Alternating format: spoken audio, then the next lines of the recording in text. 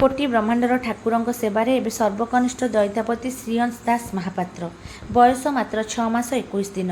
महाप्रभु स्नानविधिरे स्नान करिबा परे एबे असुस्थ होई अणसरे अवस्थान करिसेंती।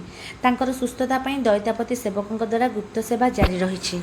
ଏହି ସେବା ଅତି ଗୋପନୀୟ। ଏହି ଅବସରରେ ମହାପ୍ରଭୁଙ୍କ ଅଣସର ସେବାରୁ ସେବା ଆରମ୍ଭ କରିଛନ୍ତି ସର୍ବକନିଷ୍ଠ ଦୈତାପତି ଶ୍ରୀଅଂଶ।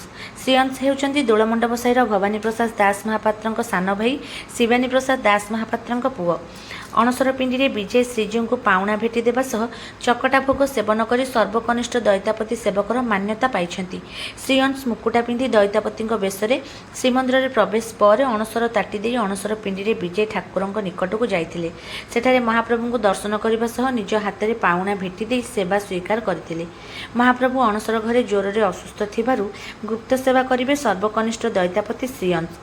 ଦୈତାକୁଳର ପରମ୍ପରା ଅନୁଯାୟୀ ଜନ୍ମ ହେବାର 21 ଦିନ ପରେ ଦୈତା ଭାବେ ଗଣତି ହେବା ସହ ଅଣସର ଘରେ ମହାପ୍ରଭୁଙ୍କ ସେବା କରିଥାନ୍ତି।